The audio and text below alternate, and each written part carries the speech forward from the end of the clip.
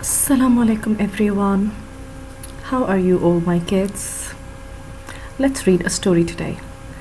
As we all know that we started this story in the class, it's about a man who invented basketball. Invented means that he was the one who started this game. He thought of this idea to have a game which can be played alone, which can be played inside, and which only needs a basketball and a basket net. This story is a biography. This means that it's a story of a real person written by another person. When we have a biography, it means that we are reading about a real man or a real woman. In this story, we have one man. His name is James Naismith. He was the one who thought of an idea and he started this game. And now that's the game we all play. Let's start reading it now. When we read a story, there are always some things that we need to keep in mind in order to understand. So let's summarize it. First one is someone. It's about who are we reading. So we are reading about the main character, person named James Naismith. Second point, what did he want to do?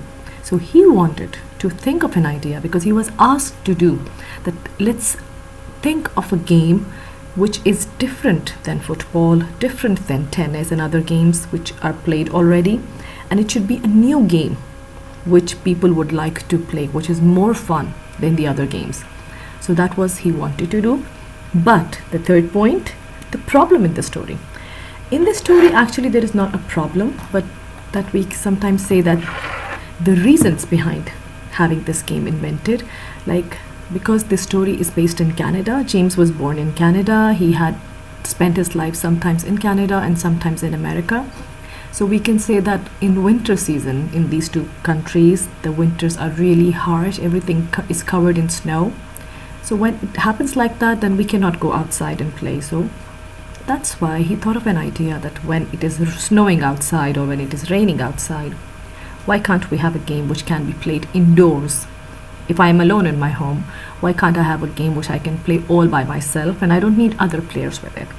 So that's what had happened. Solution is what he invented this game, and then by the end of the story, that till today everyone remembers James Naismith as a great inventor because he invented an excellent game which everyone likes to play. Yes, this is the real person, this is the real man with the basket and a basketball in his hand. That's how he started this idea. When he first invented this game, when he first thought of an idea, the target was that we have something kept at a corner of the room and people would try to chase that thing. Like every game, there is a guard who would stop you from getting the basket net or scoring a point or making a goal. So there was a guard and there was a ball. So there are some different rules which happen later on, that the basketball has to be more bouncy than the football. A basket net has to be raised higher above our heads so that we can actually make a goal. And some rules that he made actually, but invention was made with just a basket and a ball that we can see in the picture. Actually, this is the introduction, that when he was born, what were some rules that he made, where was he born, and he was basically a physical education teacher, which in simple language means he was a PE teacher. So when he was into sports, he knew what people would like to play, what are the games which are actually popular among people, what is something that can be played by everyone, not only boys, it can be played equally well by girls or ladies, or we can have a women's team also for that. So all these points he kept in mind and he invented this game. Now these are the vocabulary words which we have already done in the class, but we can have a look at them again. The first word is sports. Sports, like we all know, it's a game in which we are actually using our bodies. Like you can see here different kinds of sports. I have a football, I have a basketball, I have the gloves, I have the helmet, and I have the badminton racket and the tennis ball and golf games. So all these things in which we actually have to move and play something. So these things are called sports. Yes, let's move on to the second one. Disease. The second word is disease.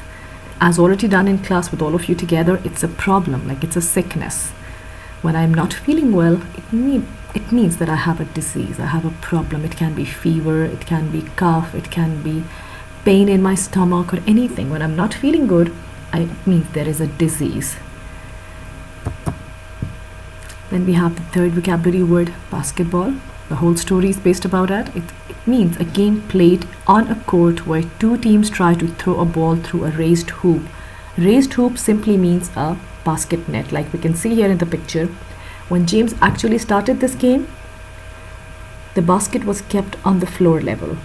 So everyone thought that this is something very easy. If adult men are playing this game, it's very easy for them just to bring something and throw it in the basket, like we throw a napkin or a wrapper in the basket. So then gradually they thought of the idea that why not to raise this and raise it so high that it's actually become difficult for us to put the ball in the basket. So now what the game that we play actually is, it's a raised hoop, and the hoop is so high that we have to bounce and jump, and then we are able to put the ball through the basket net. Then we have the next word, study. That's what we are doing now actually. When we are reading or learning something new that we do not know, when we are curious about something, when we are reading a book, doing a lesson about any subject, it means we are actually studying, like we see here in the picture and like we always do in the class. And we have an interesting question here. What would you study if you could choose anything? Like we all have a favorite subjects. So any subject that I love to study is my study time. Then we have, yes, this is the main idea for the story. When we actually read the story, then we will see that James had a difficult life. He was born in Canada and he had a difficult life. Why? Because his parents died when he was only 9 years old. His father had a deadly disease. So his mother also died of the same disease. Then James, he had a younger brother and a younger sister. So they were sent to live with grandmother.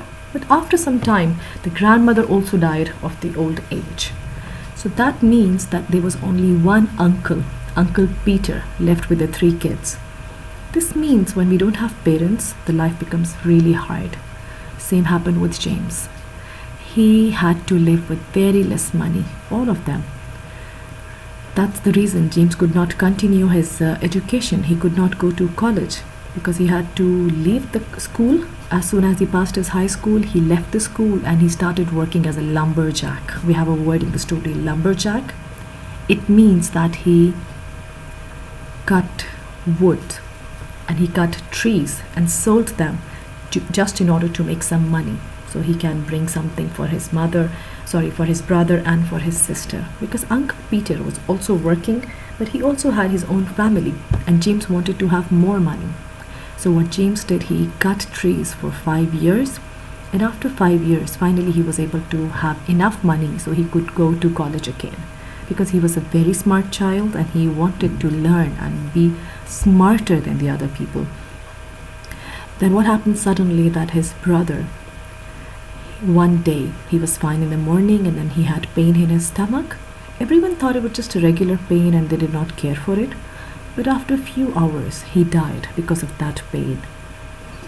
That made James in a shock. And till the time he died, he was very sad for his brother, that if I had called the doctor, or if I had taken my brother to the hospital, maybe I had my brother living with me till he became old. So that was the sad part of his life. That left only his sister living with him. When his sister grew up, she got married, she had her own life, and James was left alone. No parents, no one with him. So that made him a real, you can say, that he always wanted to study. He never wanted to do anything. All the time he was studying or he was working to have a better life, not the life which he had seen before when he was a child. Then one day when he was actually studying, his friends, they dragged him that why you're studying all the time, let's go out and play. But James always thought that no, playing is not good for us. But when he actually played for the first time, then he realized that playing is equally important for our brain. It's not good always to sit in one place and study or read or write. We should also go outside, move our body. It's also kind of an exercise for our brain and it makes us fresh, it makes us healthy. From that point on, he thought that I can study and I can also play at the same time.